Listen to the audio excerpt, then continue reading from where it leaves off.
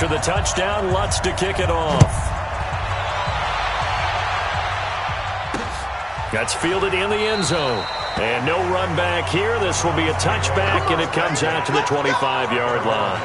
Heading out as the Cleveland offense now as they get set to take over here. And you have to figure they won't just sit on the football here in the final minute. The way things have gone, they need to try to make something happen offensively. But maybe they should. Maybe they should sit on it here because of what you just said. They haven't made anything happen offensively. Getting ready to go into the half, give them a chance to take a deep breath, exhale a little bit, and start over. I don't know if this is the time to push it myself. Yeah, right now, under 100 yards of total offense. Now the first play of the drive there is incomplete. Rashard Higgins was the one he was looking for, but it's going to be second down. Had an open man that time. We ended up putting a little too much heat on it, don't you think, partner? Absolutely. Just needed a touch more air under it. Instead, he fired an absolute bullet. An incomplete pass leads to 2nd and 10 from the 25.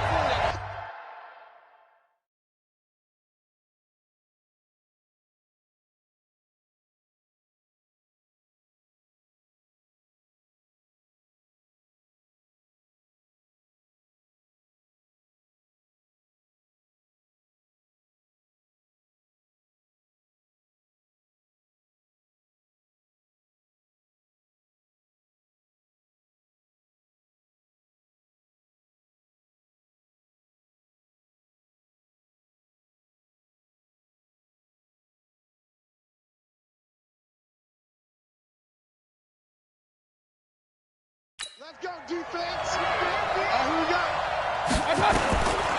Mayfield to throw it. And his throw is going to be incomplete. Nick Chubb, the intended receiver. And that takes us from 2nd to 3rd down. Before the game, they were running the route tree about as efficiently and effectively as we could have possibly imagined, but sometimes the passes just go awry. Yeah, let's face it. When you're running the route tree in pregame, you don't have defenders breathing down your neck. You don't have defensive backs making plays on the football. Hard to replicate the intensity of the game in pregame. This time they stay on the ground. And he's going to be brought down short of the first at about the 31-yard line. It's a pickup of 6, but it's not going to be enough. And the punt team's going to be summoned on 4th down. Despite the blitz, they're still able to pick up a nice, solid gain. The disadvantage of blitzing often alters the normal spacing and run fits and leaves creases like they were able to exploit right there. Here's Jamie Gillen now as he'll punt it away for the 2nd time. 46 on his first kick. This one in that neighborhood as well.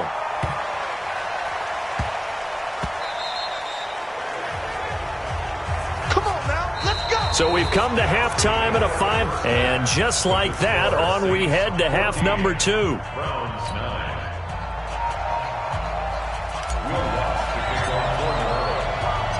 Both teams appear ready for the fight ahead, and we resume action here in quarter number 3.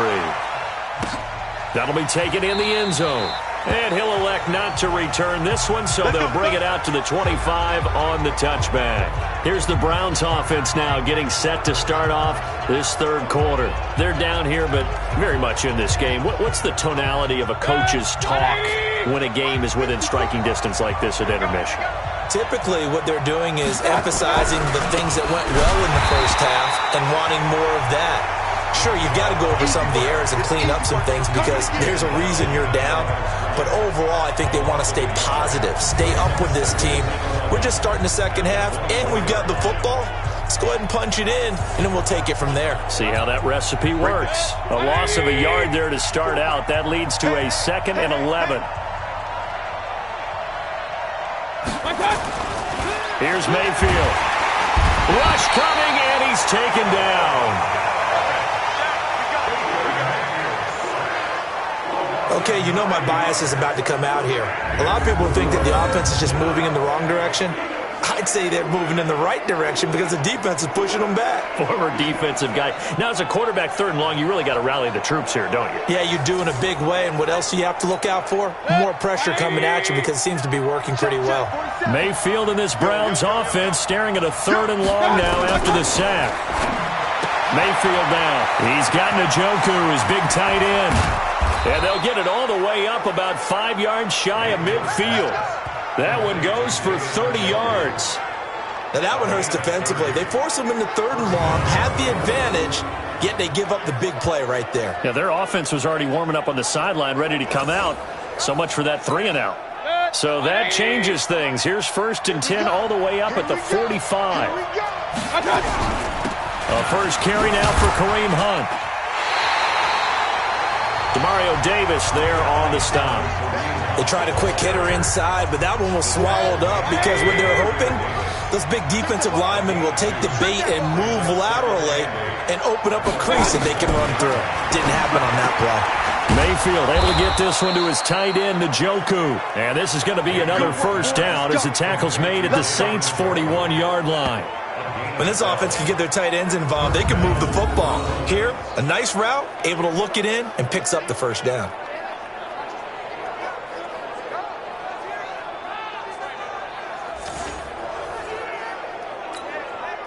So in Saints territory now. Here's 1st and 10 at the 41. Mayfield looks to throw. This pass complete to Higgins. And this one's going to go the wrong way. Losing yardage back at the 42. It'll be a loss of a yard, and it'll be 2nd and 11. That pass play wound up for negative yardage, so here's 2nd and 11. Throwing, Mayfield. This is the tight end, Njoku. And this is going to be another first down as the tackle's made at the Saints' 30.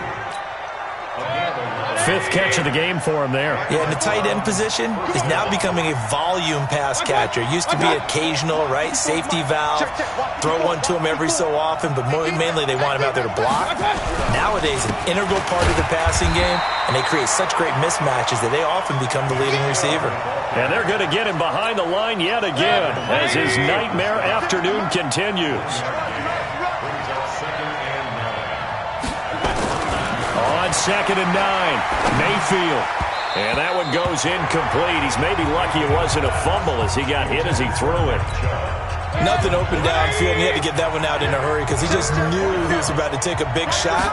Probably couldn't get his legs into the throw. Became an all-arm throw, trying to check it down to his running back.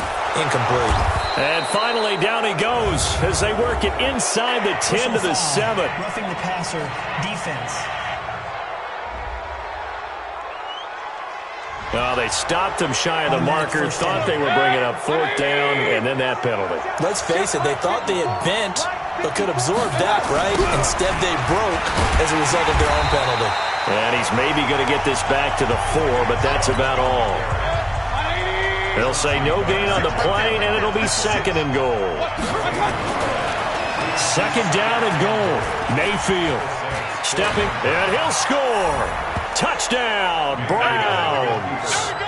Baker Mayfield, his 2nd touchdown of the afternoon, and the Browns have retaken the lead.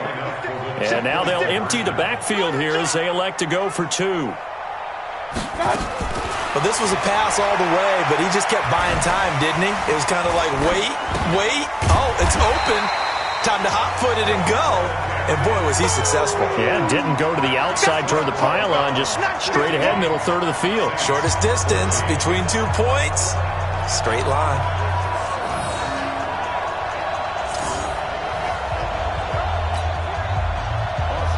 Following the touchdown, here's Seibert now to kick it off. This will be taken in at the 1. And he'll get it up across the 20 to the 21-yard line. Alvin Kamara and the Saints set to start their next drive. And he's made it easy for us to put together a highlight package. Just wondering what he ate before this one started. Let's include that in the package, right? Get the gourmet out here, figure it all out, and you're guaranteed he'll do that going forward as well, because with a game like this, you don't want to change things too much. Oh, yeah, you also want to continue to get that great blocking he's received today, too. Yeah, kudos to the guys up front indeed. He'll get a nice chunk there on the first down run, and it's 2nd and 4. A 10th carry for Kamara. And he's able to get out to the 32, brought down there. A gain of 5, good enough for the first down.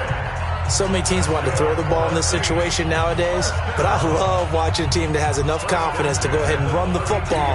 In that situation, it's almost a tendency breaker. From the 32 now, here's 1st and 10. Breeze leaves this one with Kamara.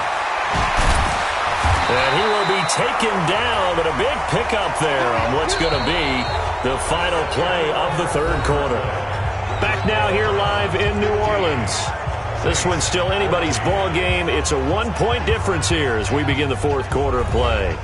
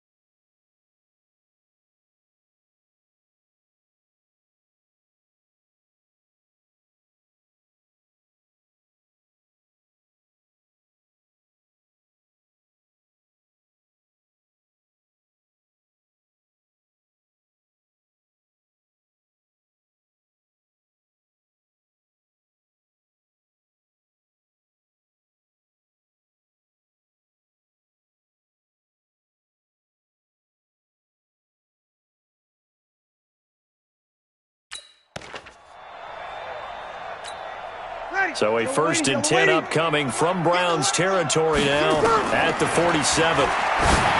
Throwing now is Breeze. And he floated one out there incomplete. He was trying to get it that time to Ted Ginn. And it's 2nd down. His struggles finding open receivers continue. I don't know the last time I saw him this inconsistent throwing the football. It would be hard to find a date when he was this inconsistent. You know, in his locker, he keeps the word poise printed on an 8.5 by 11 sheet of paper. He needs to find that poise right now. He certainly does. In fact, I would suggest he laminated. And he's certainly been a huge factor in this when he's got the 2 touchdowns to his credit. Now they look to him again. He picks up the 1st. Yeah, I can hear everyone saying, well, why don't you cover him, double him, triple him, do what you have to do. But sometimes they get locked into such a groove and such a connection, it doesn't matter how many guys are in his area. He certainly looks to be in that groove right now. Now a throw to the end zone on 1st down, but it winds up incomplete. Throwing again on 2nd and 10. Breeze. They were trying to got a man open. It's Thomas. It's a touchdown for New Orleans. Michael Thomas, 31 yards. As his guys are able to regain the lead. And they use that height on the outside to get the score. We've seen the evolution of the wide receivers. They've gotten taller and taller, but they've retained their quickness and their speed. It's a lethal combination. Always good to have wide receivers with height. Now, here's a look for the end zone, but that one's going to wind up incomplete. Protection was great. He had time to set up a campsite, but in the secondary, though, they were ready. And I think that in most places on the field, if you have that much time to throw the ball, someone's going to shake free and you'll find an open receiver. But condensed near the goal line on a 2-point conversion, all that extra, there's not any extra field. So it kind of closes in on them, and that allows you to cover a little bit better. And now Cleveland geared up to take the field.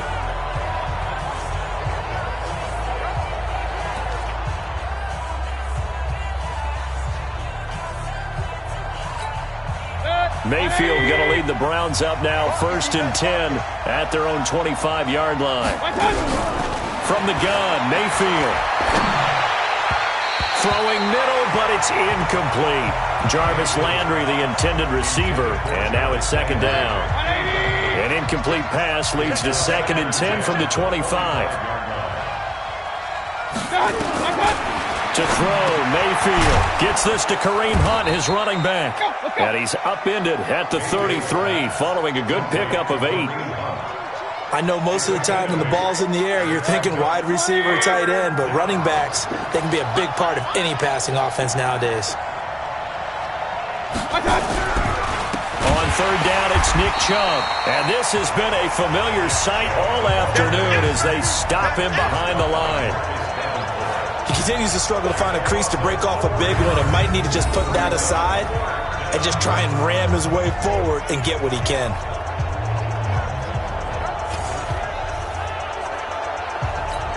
Here's Jamie Gillen now as he's on to punt for Cleveland.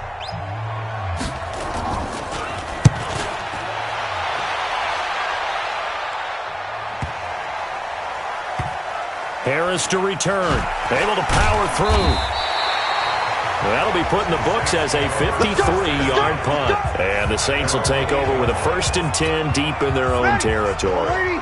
The field position game, such an overlooked facet, Charles, of an NFL game, but this offense, they're going to be pinned back. What an ideal punt. An ideal punt, and it leads to that term complementary football, because them doing that puts their defense in a great spot, doesn't it? Gives them a chance. And he coughs up the football near his own goal line. And he's into the end